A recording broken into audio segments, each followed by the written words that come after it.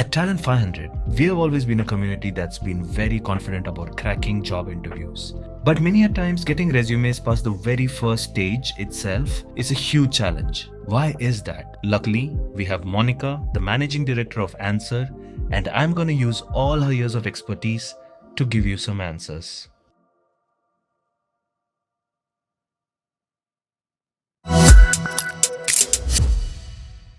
Okay, Monica. So thank you so much for joining us.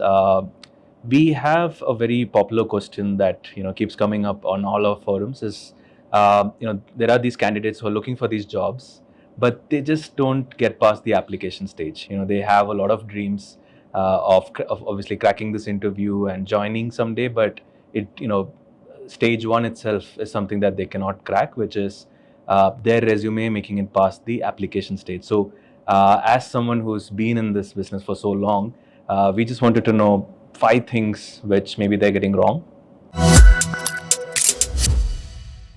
I think one of the things that we all should know while pursuing opportunities and jobs, that the first stage where a resume hits is an application tracking system, and so it's the system that's looking at the fitment of the resume.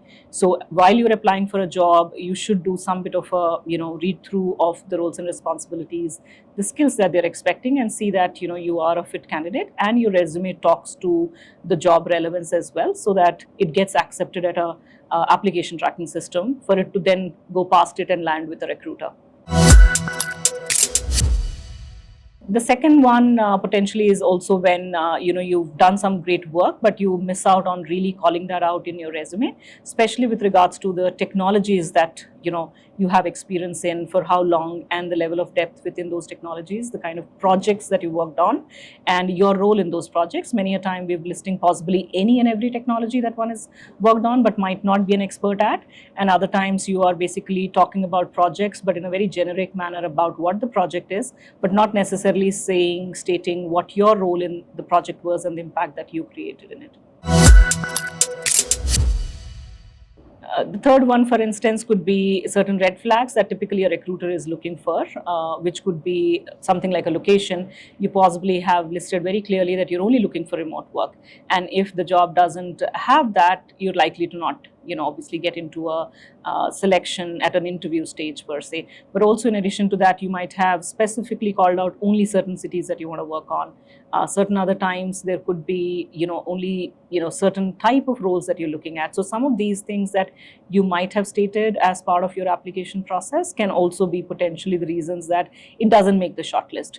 And if there are aspects of preference versus specifics, I think it's important to kind of be mindful of that while filling up your application forms. Right, Monica. So we see all these resumes come in, and in trying to fit with what the organization is looking for, there is this danger that all of them look the same, and which means none of them are sticking out. What do you say about that? Yeah, I mean, that's absolutely true, Vinay, because in addition to this, what also tends to happen is people mostly, of course, start off with a base of what a resume builder is, and they can look through a search engine to see what the format is, use AI assist today that are available. But the downside of using any of those tools tend to be that you are making a very similar looking resume than many other applicants. And so nothing about the resume is really standing out.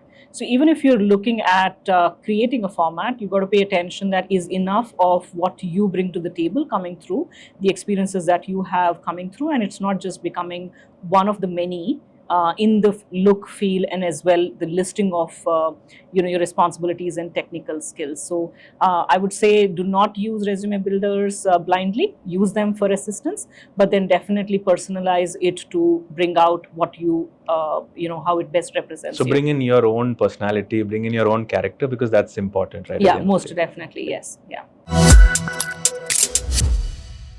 And one of the other things that I think a little bit traditionalist, but still I think makes a difference, is the exec summary that we carry in the resumes. Now again, while it's a norm that your resume should be short and precise, 1 or 2 pages, but again, a recruiter or a hiring manager is looking through multiple resumes, so they really typically start off with the exec summary, and that's the first point of impression as well. In many ways, you're basically telling someone that if you do not have the time to look through my entire resume, but the exec summary gives a good gist of who I am, what I bring to the table, and what I aspire to do if I join the organization. And going back to the previous point, don't just copy paste that as well. Bring some amount of personalization to that as well. Would you say? Absolutely, absolutely. I think it should be one part that you write as you think of it, versus using an assist there.